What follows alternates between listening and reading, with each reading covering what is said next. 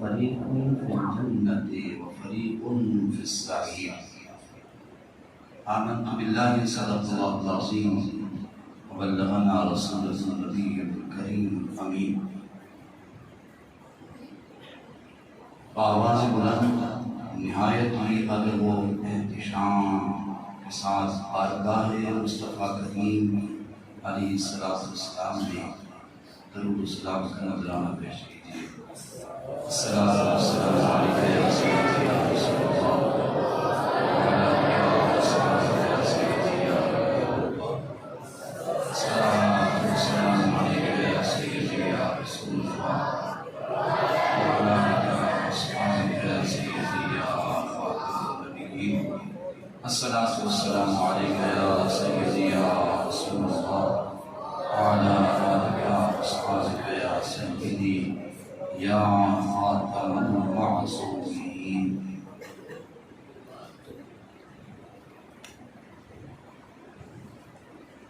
اللہ تبارک و تعالی کے محبوب علیہ السلام فرماتے ہیں بہترین دعا الحمدللہ ہے۔ سب سے بہترین دعا کیا ہے؟ سارے بولنا، اونچی بولیے اور اونچی بولیے، پیر والوں کی پرواز کرنا۔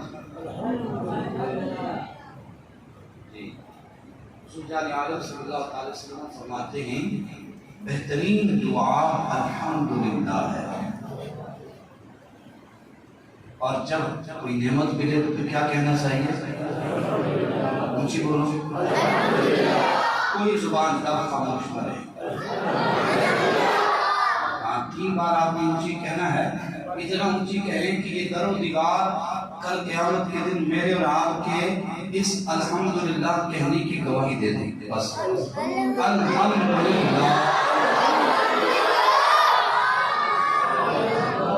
الحمدللہ الحمدللہ۔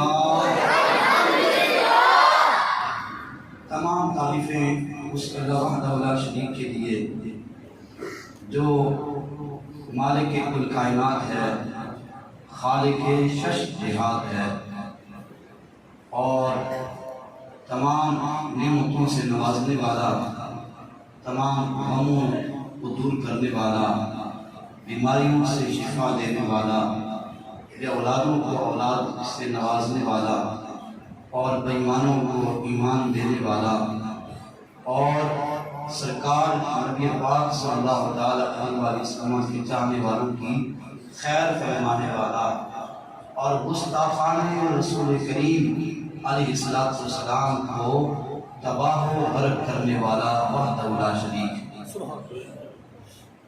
جس نے ہم پہ کرم فرمایا کہ ہمیں انسان بنایا اور مسلمان بنایا، اور کرم بارہ کرم یہ ہوا کہ اس نے ہمیں اس نبی پاک علیہ السلام کا امتی بنایا جن کا امتی بننے کے لیے خلیل و کریم اللہ بھی دعاؤں اور التجائیں کرتے تھے۔ اس کا شرف ہے نا کہ اس نے ہمیں یہ شرف عطا فرمایا۔ سب سے پہلے اللہ تعالیٰ کی تعریف، اس کا شکر ہے کہ اس نے مجھے قرآن مجید سنانے کی اور آپ کو سننے کی توفیق عطا فرمائی، اور پھر شکر والا شکر ہے کہ اس کا کرم ہوا کہ میرا سنانا میرے رب کو قبول ہوا کہ اللہ نے میرے 3 بیٹوں کو حافظ قرآن بنا دیا، اور پھر اس کا کرم، یہ اس کے کرم کی بات ہے، اس کا کرم ہوا کہ یہ شرف بھی اس نے مجھ ناچیز کو بخشا کہ بھئی تو نے عید کو یہاں ہے، بہت بڑا کرم ہے۔ اور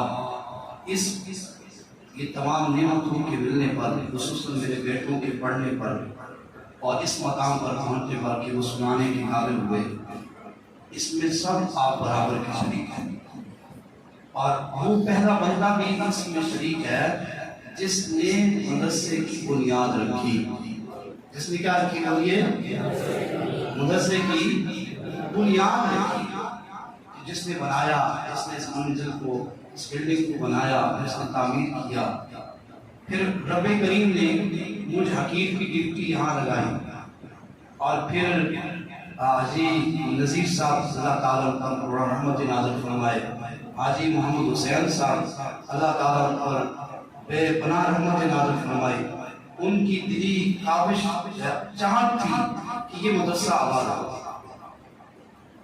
پھر مسجد اسلامیہ نے حاجی یوسف صاحب، خصوصاً جناب محمد اصغر قادری اطاری بھائی، اور اس میں اپنے دوست پوری بولوں گا جناب محمد زاہد یہ بھائی، انہوں نے بڑی کوشش کی، آپ احباب نے تعاون کیا کہ مدرسہ شروع ہوا اور فقیر کو موقع ملا پڑھانے کا۔ اس میں مجھے یہ فائدہ ہوا کہ جب میں پڑھانے کے لیے بیٹھا، میں نے کہا پڑھانا تو ہے ہی ہے، تو کیوں نہ اپنے بچوں کو خود ہی پڑھا لوں۔ تو اگر یہ مدرسہ نہ ہوتا اور یہ انتظامیہ یہ اہتمام نہ کرتی، آپ لوگ یہ چاہت نہ رکھتے، تو تقدیر میں میرے بیٹوں کے لکھا تھا پڑھ ہی جانا تھا، لیکن ہو سکتا ہے یہ شرف مجھے نصیب نہ ہوتا۔ تو یہ جو شرف مجھے ملا ہے، اس میں مسجد اسلامیہ، میرے دوست، آپ اہل محلہ اس میں برابر کے شریک ہیں۔ جب تک یہ بچے قرآن پڑھتے رہیں گے، آگے نسلوں کو پڑھاتے رہیں گے، کیونکہ میں نے یہی تربیت کی ہے، بیٹا قرآن کا دامن نہیں چھوڑنا، قرآن نسلوں قیامت تک جو ہے آپ کی نسل کے حفاظ قرآن ہونے چاہیے۔ تو جب تک پڑھتے رہیں گے، جہاں جہاں بھی جائیں گے، تو مسجد بلال اور اہل محلہ کو اس کا ثواب ضرور ملتا رہے گا۔ تو یہ اللہ کا کرم اور اس کا فضل ہے، اس میں اللہ کا بھی شکر گزار ہوں۔ اور حدیث مبارکہ کے اندر آتا ہے، من لم یشکر الانسان لم یشکر لہو، جو کسی انسان کا بھی شکر ادا کرتا وہ اللہ کا شکر گزار بن سکتا نہیں ہے۔ تو میں مسجد انتظامیہ کا، آپ احباب کا بھی شکر گزار ہوں، آپ نے اس جذبے کے ساتھ مدرسے کو رنگ فرمایا اور تعاون کیا، مدرسے کے اچھی جو ہے وہ خوشنما بلڈنگ بن گئی، تعمیر نو ہوئی اور اس میں کام ہوا، اور الحمدللہ مدرسہ جاری و ساری ہے۔ تو آج یہ جو خوشی مجھے نصیب ہوئی کہ میرے بیٹے سید عامر مصطفیٰ شاہ صاحب نے مدرسہ بلالیہ میں قرآن سنایا، تو یہ ہم نے ایک بنیاد رکھی۔ اب جب تک فقیر ہے، اللہ کرے فقیر کے بعد یہ سلسلہ چلے کہ مدرسے کے پڑھنے والے بچے جو لائٹ 5 ہوں، تو پہلی بات ہمارے مدرسے میں سنائیں اور پھر آگے جا کے سنائیں، تاکہ وہ تیار ہو جائیں اور وہ جو ہے ان پہ پلیٹ فارم مل جائے، اور آگے پہ جا کے دنیا میں جہاں ان کی نصیب میں ہوگا وہ قرآن سناتے رہیں۔ ایک تو میں یہ سمجھتا تھا، ضروری سمجھتا تھا کہ آج کی نشست میں آپ کا اور مسجد انتظامیہ کا شکریہ ادا کیا جائے کہ جنہوں نے اپنے حوصلے بلند رکھے اور فقیر کے ساتھ تعاون کیا، ان کا تعاون جاری و ساری ہے۔ بچے جوان بوڑھے سارے ہی عقیدت رکھتے ہیں کہ مجھ میں کیا رکھتا ہے۔ ہاں، جب تک بکے نہ تھے کوئی پوچھتا نہ تھا، آقا آپ نے خریدی کر اگنور کر دیا۔ ہم تو پتھروں میں رہنے والے تھے یار، یہ تو سرکار کی نگاہ کرم ہوئی، انتخاب ہوا، چنا گیا اور فضل ہوا، اللہ تعالیٰ نے اس مقام پر پہنچا دیا۔ اللہ اکبر کبیرہ۔ دوستان گرامی کی قدر،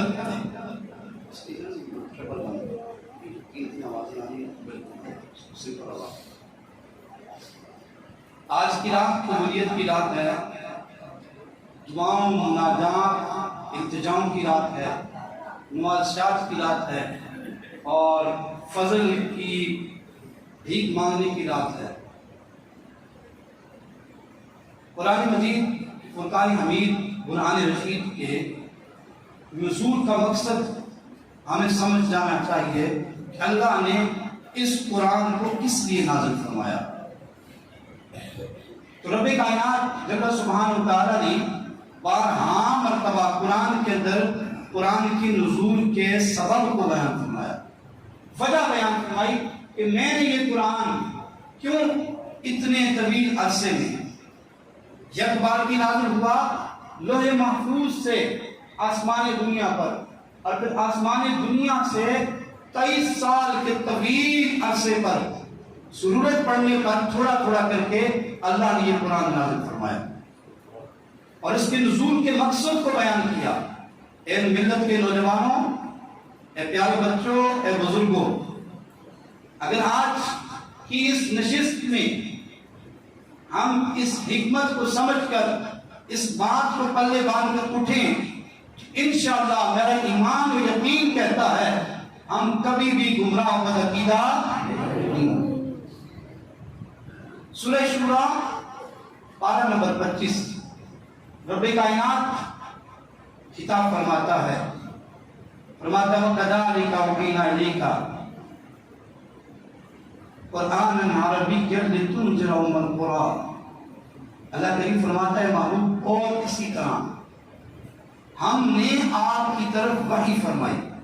کیا فرمائی؟ یعنی قرآن ہم نے آپ کی طرف بھیجا۔ وَكَذَلِكَ أَوْحَيْنَا إِلَيْكَ قُرْآنًا عَرَبِيًّا، اور ہم نے اس کو عربی میں بھیجا، لِتُنذِرَ أُمَّ الْقُرَىٰ وَمَنْ حَوْلَهَا، تاکہ آپ اپنی بستی والوں کو اور اس کے ارد گرد والوں کو اس قرآن کو سنا کر ڈرائیں۔ کیا کریں؟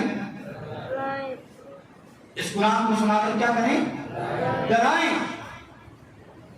وَتُنذِرَ يَوْمَ الْجَمْعِ لَا رَيْبَ فِيهِ، اس دن سے جس دن کے جمع ہونے میں کوئی شک ہے، یعنی کون سا دن؟ قیامت کا دن۔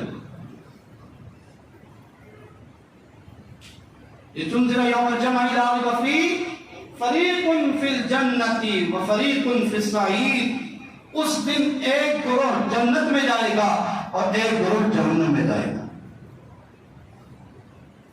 اے محبوب، اس کے وحی کرنے کا مقصد، اس کے بھیجنے کا مقصد، اس کے نزول کا سبب یہ ہے کہ تاکہ آپ اپنی قوم کو، اس کے ارد گرد کے لوگوں کو یہ قرآن پڑھ کے سنائیں، بتائیں کہ بھائی وہ وقت آنے والا ہے، قیامت آنے والی ہے، ایک دن آپ کا اور میرا حساب ہونا ہے، اور اس حساب سے نبی صلی اللہ علیہ وسلم نے ڈرایا کہ ابھی اس حساب کی تیاری کرو۔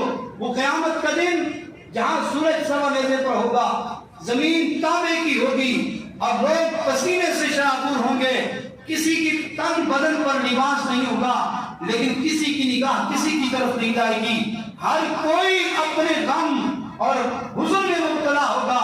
اے اللہ کے محبوب، آپ ان کو اس دن سے ڈرائیے جس دن کے جمع ہونے میں کوئی شک ہے۔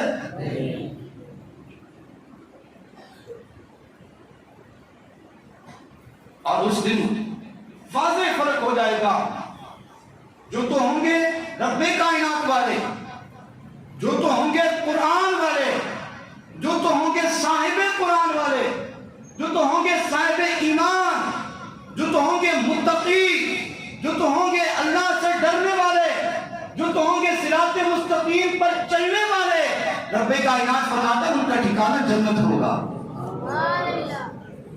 اور جنہوں نے قرآن کو دنیا میں جھٹلایا ہوگا، اس کے احکامات کی پیروی نہیں کی ہوگی، صراط مستقیم کو چھوڑ دیا ہوگا، اللہ اور اس کے رسول کی گستاخیاں کی ہوں گی، اللہ کریم فرماتا اس دن ان کو جو ہے وہ کھولتی ہوئی آگ میں ڈال دیا جائے گا، دہکتی ہوئی آگ میں ڈال دیا جائے گا۔ تو قرآن کریم کے نزول کا مقصد اللہ کریم نے ارشاد فرما دیا تاکہ اس دن سے ڈرو۔ اور پھر قرآن، اس کی شان کیا ہے، اس کے مقام کیا ہے؟ اللہ کریم فرماتا ہے جس کے ساتھ میں بھلائی کا ارادہ فرماتا ہوں اس کا سینہ میں اسلام کے لیے، قرآن کے لیے، دین کے لیے کھول دیتا ہوں۔ نبی علیہ السلام کے خوف و خشیت کا یہ عالم تھا کہ روایات کے اندر آتا ہے کہ کریم نبی پاک صلی اللہ علیہ وسلم نے ایک مرتبہ ایک صحابی کو قرآن کی یہ آیت پڑھتے ہوئے سنا۔ وہ اس آیت کی تلاوت کر رہا تھا، ان لدینا انکارا وجحیما وطعاما ذا غصۃ وعذابا الیما۔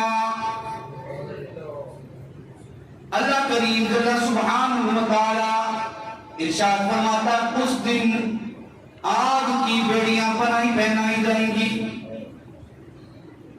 مجرموں کو، نافرمانوں کو اللہ فرماتا ہے میں نے ان کے لیے آگ کی بیڑیاں تیار کر رکھی ہیں وَطَعَامٌ ذَا غُصَّةٍ وَعَذَابًا أَلِيمًا میں نے ان کے لیے کڑوے کھانے کا اہتمام کیا ہے دردناک عذاب میں نے ان کے لیے تیار کر رکھا ہے صحابی رسول فرماتے ہیں جب اللہ کے محبوب نے یہ قرآن کی یہ آیات سنی غش کھا کر زمین پر تشریف لے آئے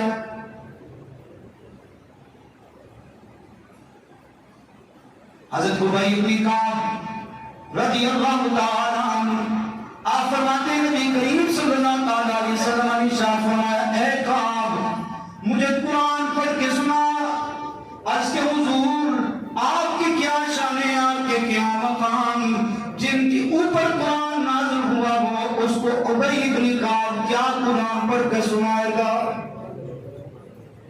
یا رسول اللہ آپ اور میں کیسے آپ کو قرآن سناؤں جبکہ قرآن تو تعالیٰ نے آپ کے کو نازل فرمایا ہے لیکن سرکار فرماتے ہیں وہ بھائی میں تجھ سے قرآن سننا چاہتا ہوں آج تو مجھے قرآن سنا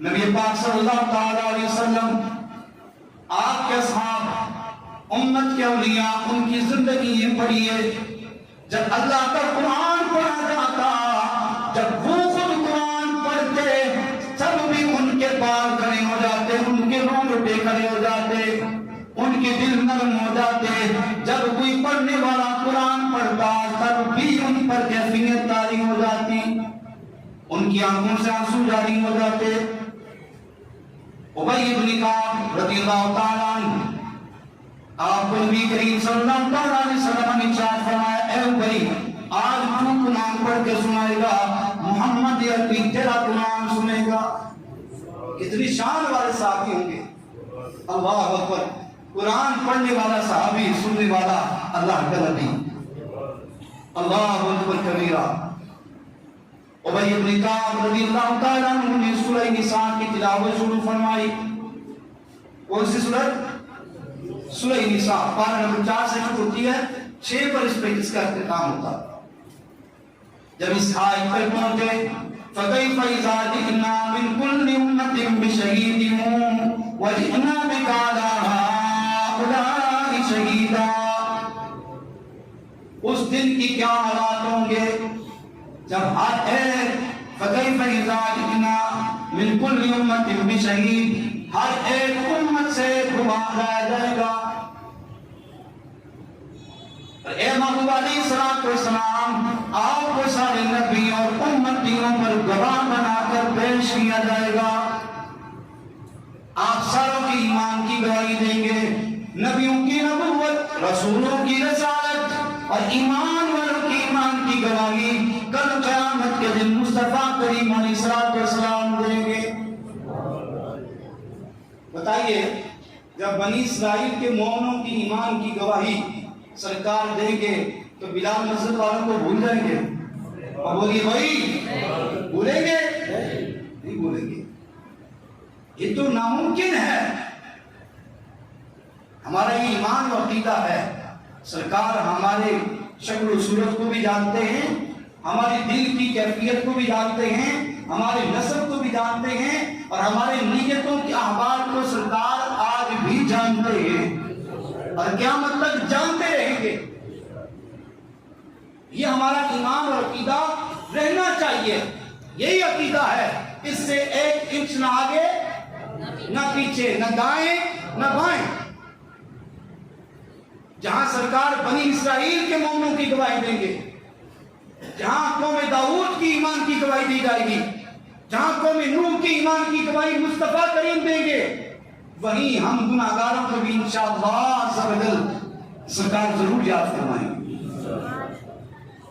حضرت ابی بن کعب فرماتے ہیں جب میں نے یہ آیت پڑھی اللہ اکبر کبیرہ مصطفیٰ کریم علیہ السلام کے چشمان مقدس سے آنسو اس طرح جاری ہوئے جس طرح موتیوں کی لڑی لگ جاتی اس طرح موتیوں کی لڑی لگ جاتی ہے تو یہ قرآن اللہ تعالیٰ نے اس لیے نازل فرمایا تاکہ اس کو پڑھ کر لوگوں کو اللہ کی نافرمانی سے جہنم کے عذاب سے ڈرایا جائے اور اطاعت گزار لوگوں کو بشارت دی جائے کہ تمہارے لیے اللہ نے موٹی موٹی آنکھوں والی حوریں تیار کر رکھی ہیں اور ہر مومن کو نچلے درجے والی مومن کو 70 حوریں اللہ تعالیٰ عطا فرمائے گا.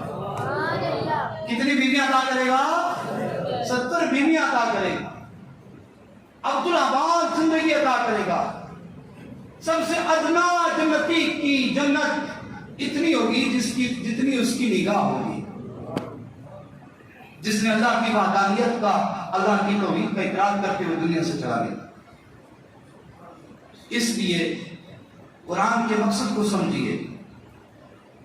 قیامت تو آ چکی ہے، قیامت کی اور کیا نشانیاں ہو سکتی ہیں کہ آئے دن نبی پاک صلی اللہ علیہ وسلم کی گستاخی ہو رہی ہے، اور اس تواتر کے ساتھ گستاخیاں ہو رہی ہیں کہ سمجھ میں نہیں آ رہا کہ ہو کیا رہا ہے. یہ پرسوں ترسوں آپ نے دیکھا ایک داہینہ نے، ایک بدبختہ اور ملعونہ نے فیصل آباد میں نبوت کا دعویٰ کر دیا. آپ کو پتا کہ نہیں پتا؟ پتا ہونا چاہیے نا. اب بتائیں جب ایسی بدبخت عورتیں اور ایسے کمینے مرد جس نے گجرات میں گستاخی کی، پتہ نہیں اس نے کیا گستاخی کی، یا اس نے بھی نبوت کا دعویٰ کیا، اس نے قرآن کو جلایا، کیا کیا گجرات میں بھی. ہاں دیکھیے جی، گجرات میں بھی اس نے نبوت کا دعویٰ کیا. اب بتائیں جب ایسے بدبخت اٹھیں گے تو کیا پھر غلامان رسول بیٹھ جائیں گے؟ اور بولو کیا ہم کہیں گے جی ہم نے نمازیں ادا کرنی ہے، ہم نے قرآن ہی پڑھنا ہے؟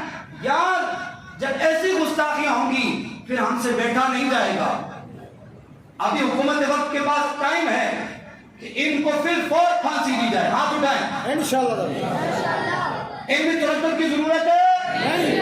بھائی جب میڈیا پہ آ گیا اپنی منہ سے انہوں نے بکواس کر دی، اب گواہوں کی ضرورت نہیں ہے، بھائی انویسٹیگیشن کی ضرورت نہیں ہے.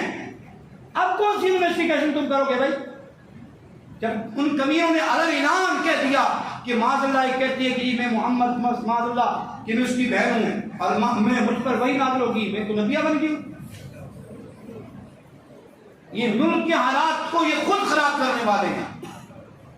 اپنے کرتوتوں کو چھپانے کے لیے ایسے گنڈوں کو اور ایسی لائنہ کو اٹھاتے ہیں. تو لہذا ہم حکومت وقت سے، مقتدر اداروں سے ببانگ تو یہ کہنا چاہتے ہیں کہ مسلمان کٹ تو سکتے ہیں، مر تو سکتے ہیں، لیکن اللہ کے محبوب کی گستاخی برداشت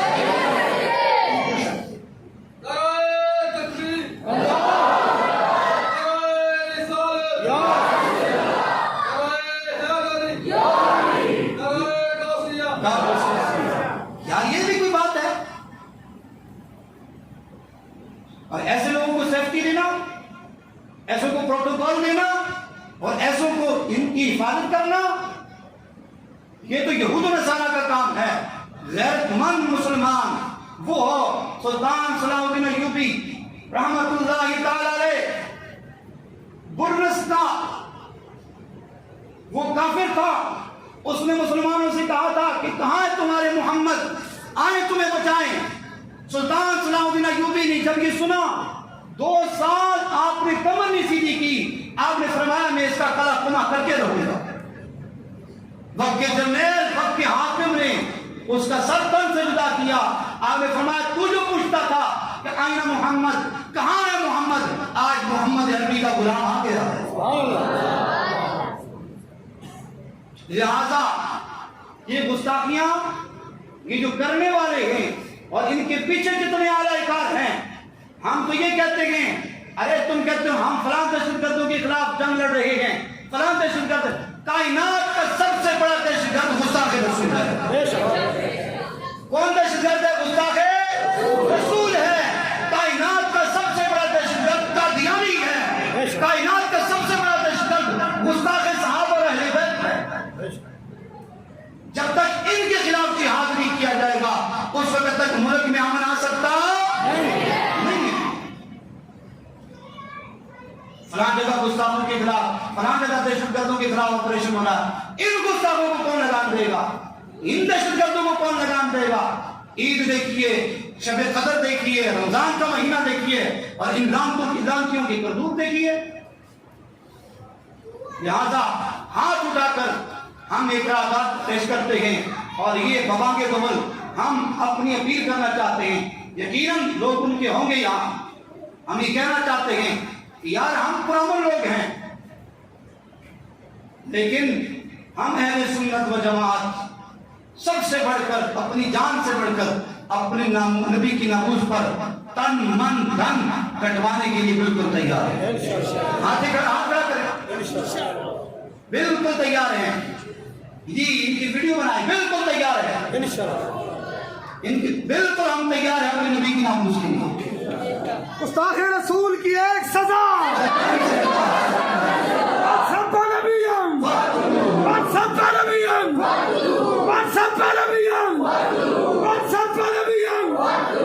غلام ہے رسول کے غلام ہے، غلام یہ رسول میں موت بھی قبول ہے، کہ مصطفیٰ زندگی قبول ہے۔ اچھا بات سنیے، اب بات آئی نا کہ بھائی صوفی کون ہوتا ہے، ولی کون ہوتا ہے۔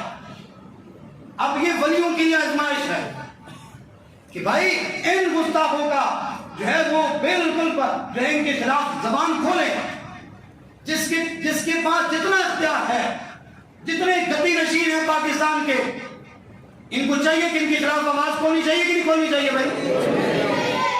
جتنے بھی مولوی پیر، جتنے بھی حکمران، جس نے نبی پاک کا کلمہ پڑھا ہے، جس کا یہ ایمان ہے کہ کل قبر میں مصطفیٰ کریم آئیں گے، جس کا یہ ایمان ہے کہ حشر کے دن سرکار ہی بچائیں گے، ان کو ان گستاخوں کے خلاف آواز، اگر حکمران ہے تو ان کو بھی اٹھانی چاہیے، کسی کا لیڈر ہے تو اس کو بھی اٹھانی چاہیے۔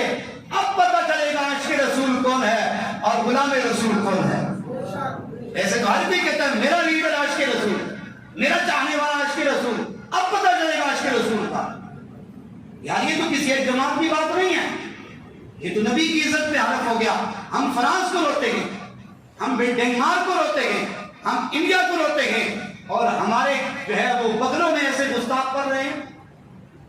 کون ہے ان کے پیچھے؟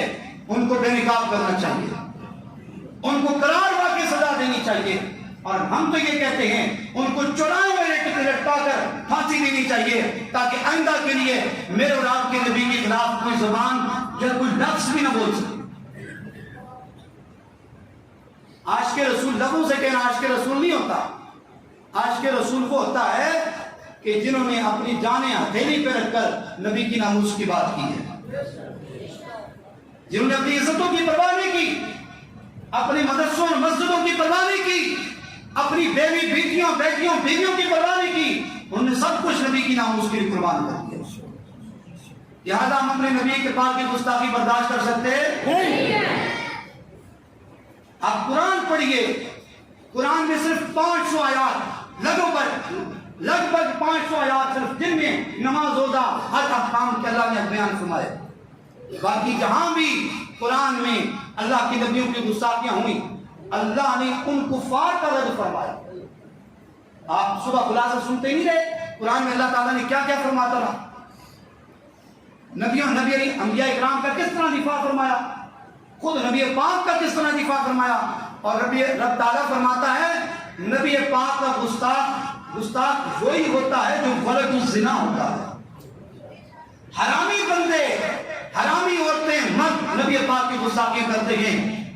ایک باپ کا نطفہ اور ایک ماں سے جنم لینے والا کبھی بھی نبی پاک کو گستاخ ہو سکتا ہے؟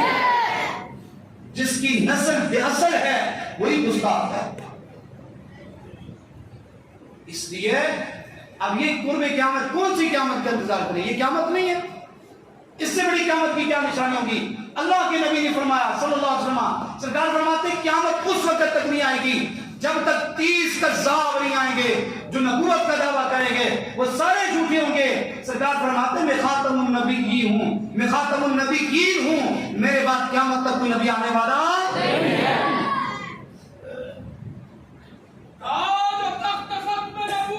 زندہ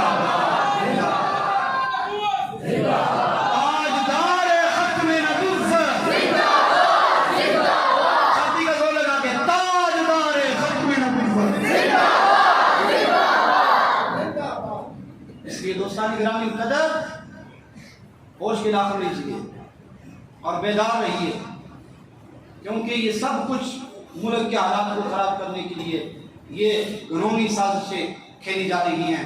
یہ ملک بھی اپنا، یہ ادارے بھی اپنے، یہ سب کچھ اپنا ہے، لیکن ہمیں ایسا ایک ملک نہیں، عرب ہاں پاکستان ہوں، سرکار کی اونٹنی نے جہاں ایک مرتبہ پیشاب کیا اس خاک پہ قربان ہے۔ سبحان اللہ، بے شک۔ عرب ہاں پاکستان ہوں، سرکار نبی پاک نے جس خاک پہ ایک مرتبہ قدم رکھا اس خاک پہ قربان ہے۔ بے شک۔ اس لیے ملک کے حالات کو خراب نہیں کرنا چاہیے۔ اگر حکومت دانشمند ہے، دانا ہے اور 22 کروڑ یہ پاکستانی ہیں، 1.5 ارب دنیا کے مسلمان ہیں، وہ کبھی بھی اپنی نبی پاک کی گستاخی برداشت لہذا ان کو فی الفور ان کو قرار واقع سزا دی جائے تاکہ آئندہ کوئی لعینہ، کوئی لعنتی اس بات پہ نہ آئے کہ وہ اس کی یہ جرات کہ جو ملک بنائی کرنے کے نام پہ ہے اور اس بھی آگے یہ حرکتیں کرے۔ ان کے پیچھے جو گناہونے لوگ ہیں اور ان کے پیچھے جو اعلی کار ہیں ان سب کو امت کے سامنے بے نقاب کرنا چاہیے۔ دل چھلنی چھلنی عدالت کیا باتیں ہیں۔ اللہ اکبر۔ اللہ تبارک و تعالی ہمیں قرآن کے مقصود کو سمجھنے کی توفیق عطا فرمائے۔ اچھا آخر میں یہ بات کر کے میں اجازت چاہوں گا، آج کچھ ایسے نابلد کم فہم لوگ سوشل میڈیا پہ آ کے کہتے ہیں کہ یار کسی عالم کے پاس جانے کی ضرورت نہیں ہے، قرآن خود پڑھا کرو، خود ہی اپنی تحقیق کرو۔ تو مجھے بتاؤ اگر یہ قرآن خود پڑھا جاتا، اب عمر فاروق عربی تھے یا عجمی تھے؟ اونچی بولو، عمر فاروق رضی اللہ تعالیٰ عربی تھے یا عجمی تھے؟ کہتے ہیں یہ صحابہ میں وہ تھے جو پڑھنا بھی جانتے تھے، لکھنا بھی جانتے تھے، پڑھنا بھی جانتے تھے، لکھنا بھی جانتے تھے، لیکن آپ فرماتے ہیں میں نے 12 سال پورا قرآن نہیں، توجہ، آدھا قرآن نہیں، 5 پارے نہیں، 3 پارے نہیں، فقط 2.5 پارے سورہ بقرہ میں نے 12 سال رسول کریم علیہ السلام کے پاس زانوِ تلمس کر کے پڑھی ہے۔ نہ تم عربی، نہ تم کچھ جاننے والے، نہ تمہیں قرآن ہم خود پڑھ لیتے ہیں، ہم خود پڑھنا چاہیے، خود سیکھنا چاہیے۔ پھر عمر فاروق رضی اللہ تعالیٰ کو خود سیکھنا چاہتا کہ نبی صلی اللہ علیہ وسلم سے سیکھنا تھا۔ بھائی قرآن عربی میں جب نازل ہو گیا پھر صحابہ کرام کو صفہ پہ جمع ہونے کی کیا ضرورت تھی؟ جنہوں نے صفہ کا چبوترا دیکھا ہاتھ کھڑا کریں۔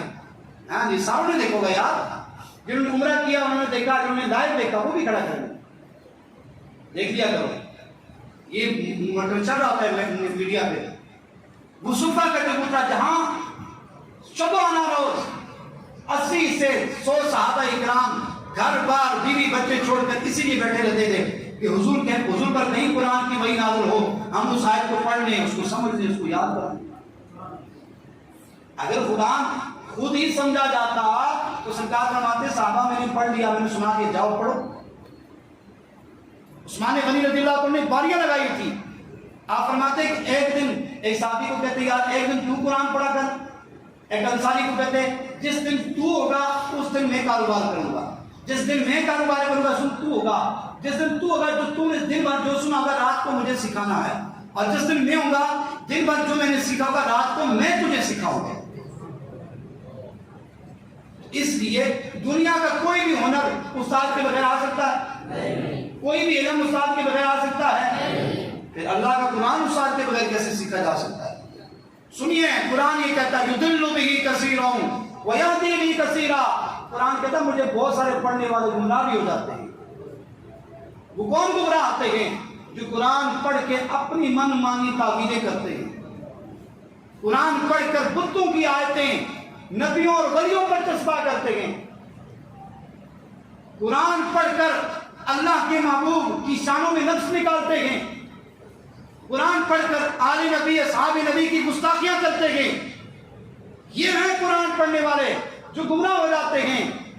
محبوب فرماتے ہیں ایک قوم آئے گی جو تم سے زیادہ حسین قرآن پڑھے گی اور ان کا قرآن سنو گے تو تم ہنس شش کر اٹھو گے، لیکن اللہ کے نبی علیہ السلام فرماتے ہیں ان کا قرآن ان کے حلق سے نیچے نہیں اترے گا۔ کیوں؟ ان کا قرآن حلق سے اوپر کو نہیں ہوگا۔ اس لیے میرے دوستو، میرے عزیزوں، جہاں دنیا میں دنیاوی علوم و فنون کے لیے استاد کا ہونا ضروری ہے، وہاں قرآن کے سیکھنے کے لیے بھی استاد کا ہونا ضروری ہے۔ اس لیے انشاءاللہ عز و جل ہم رمضان کے بعد فقیر کی کوشش ہے کہ آپ 1 گھنٹہ جو ہے مجھے دیں تو انشاءاللہ آپ کو قرآن سمجھا دیا جائے گا، قرآن کے رموز و اوقاف سمجھا دیے جائیں گے، قرآن پڑھا دیا جائے گا تاکہ کوئی بدبخت آپ کو سوشل میڈیا پہ آ کے گمراہ نہ کر سکے۔ تو کون کون اس کے لیے تیار ہے بھائی؟ آج منظور قرآن کی رات، یہ ہاتھ تو سارا کر رہے ہیں، لیکن عید کے بعد مجھے کون ملے گا بھائی؟ عید کے بعد، آج نہیں، عید کے بعد، عید کے بعد، عید کے بعد تیار ہونا چاہیے کہ آئیں ہم قرآن سیکھیں، قرآن سیکھیں۔ کوشش ہے کہ مغرب سے عشاء یا عشاء کے بعد کوئی ایسا ٹائم رکھیں، لیکن آج کے آپ کے جذبوں کو دیکھا جائے گا جو مستقل مزاج ہوں گے، اور یہ پیریڈ جو ہوگا کم و بیش 2 سے 3 سال کا ہوگا، جس میں قرآن، فقہ، حدیث، گرامر، یہ مختصر سی چیزیں آپ کو سمجھائی جائیں گی تاکہ چلو کوئی بندہ زیادہ عالم نہیں بن سکتا تو کم از کم اتنا تو عالم ہو کہ وہ قرآن کے احکامات کو سمجھے۔ تو دوستان گرامی قدر، دوسرا آخری اعلان یہ ہے کہ قرآن مجید کا ایک بچہ اگر آپ کا حافظ قرآن بن جاتا ہے، عالم دین بن جائے گا، آپ کی نسلیں سنور جائیں گی، آپ کی نسلیں سنور جائیں گی، کوئی گستاخ آپ کی نسل میں نہیں پیدا ہوگا۔ آپ کے یہاں 5 بچے ہیں، 3 بچے ہیں، پوتے ہیں، نواسے ہیں، کسی ایک بچے کو حافظ قرآن بنائیے، ہمیں دیجیے، ہم کوشش کریں گے اور اللہ تعالیٰ مدد فرمائے گا، لیکن آپ کی کوشش شامل حال ہوگی، آپ کی اور میری کوشش شامل حال ہوگی، رب تعالیٰ کا کرم ہوگا تو وہ وقت دور نہیں ہے کہ جس طرح آج میرے بیٹوں نے قرآن سنایا کل آپ کے بیٹے بھی قرآن سنائیں گے۔ تو میں نے بھی اپنے بیٹے کو ایک کو عالم بنانے کے لیے ڈالا ہے، اس کا پہلا سال مکمل ہوا، دوسرے سال دوسرے کو بھی ڈالنا ہے، آپ کے بھی بیٹے عالم بنائیں۔ تو میری تو یہی آرزو ہے، بیٹیوں کو قرآن پڑھائیے، بیٹیوں کو عالمہ بنائیے۔ دعوت اسلامی نے بڑا کام کیا ہے مدارس کے لحاظ سے، بچوں کے لحاظ سے، خصوصاً بچیوں کے لحاظ سے۔ اپنی بچیوں کو یہ دنیاوی تعلیم پڑھائیں گے تو کیا جا کے کرے گی وہاں؟ دنیاوی کے ساتھ دین پڑھائیں تاکہ بہترین ماں بن سکے۔ جہاں ماں دیندار ہوتی ہے وہ معاشرہ دیندار بن جاتا ہے۔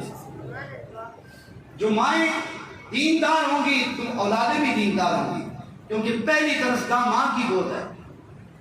اپنی بیٹیوں کو عالمہ بنائیے، میں نہیں کہتا ڈاکٹر نہ بنائیے، میں نہیں کہتا اسکول نہ پڑھائیے، کالج پڑھائیے، اسکول پڑھائیے، لیکن اس کو کم از کم 6 سال کا، 3 سال کا کورس کروائیے، 2 سال کا کورس کروائیے، کم از کم اس کو جینے کا، زندگی کے لطف ہونے کا، حقوق اللہ، حقوق العباد، قانون کے حقوق، معاشرے کے چلنے کے انداز، اس کو جینے کے انداز آ جائیں تاکہ وہ اپنی زندگی کو سنوار سکے اور اپنے مستقبل اور اپنی اولادوں کو سنوار سکے۔ تو کون کون ہے جو اپنی بیٹیوں کو عالمہ بنائے؟ کم از کم 2 سال کا کورس کروا دیا، نہیں 6 سال کا کروا سکتے، 2 سال کا کورس کروا لو، 2 سال کا کورس بھی ہے، فہم شریعت کورس کرواؤ تاکہ وہ شریعت سیکھے۔ بس یہ بزرگوں کا دیا ہوا، اولیاء اکرام کا دیا ہوا، اساتذہ اکرام کا دیا ہوا درد ہے جو آپ تک پہنچایا جاتا ہے، اور یہ درد عام نہیں ملتا، یہ ایک بارگاہ ہے جہاں سے بانٹا جاتا ہے۔ سبحان اللہ۔ یہ ایک بارگاہ ہے جہاں سے بانٹا جاتا ہے، اور جو خیراتی بن کر، بھکاری بن کر اس بارگاہ تک جاتا ہے اسے یہ درد ملتا ہے۔ پھر صبح و شام اس کی یہی آؤ بکا آواز ہوتی ہے، آؤ رب کی طرف، آؤ رب کی طرف، آؤ اس دین کی طرف، آؤ قرآن کی طرف، آؤ نماز کی طرف، آؤ نیکی کی طرف۔ تو یہ وہ درد و سوز جو ہے بارگاہ مصطفیٰ کریم علیہ السلام سے بانٹا جاتا ہے۔ اللہ تعالیٰ آپ سب کو یہ درد و سوز نصیب فرمائے۔ کافی ساری باتیں ابھی ہیں اور اللہ تعالیٰ آپ کو سلامتی عطا فرمائے۔ آپ کے لیے پہلی بھی دیر و دعائیں ہیں اور یہ سچی منادات ہیں۔ کوئی غرض نہیں ہے، کوئی لالچ نہیں ہے، کوئی نمود نمائش نہیں ہے. یہ سچی مناجات مجھے کہاں سے ملی؟ مکاشفۃ القلوب پڑھنے سے. مکاشفۃ القلوب کتاب ہے امام غزالی کی. کس کی کتاب ہے؟ امام غزالی. یہ 5ویں صدی کے مجدد تھے. ایک مرتبہ آپ مکاشفۃ القلوب کو A to Z پڑھ لیجیے. اگر آپ کا دل نہ بدلے، دل نہ کھلے، مجھے آگے کچھ پکڑ لیجیے.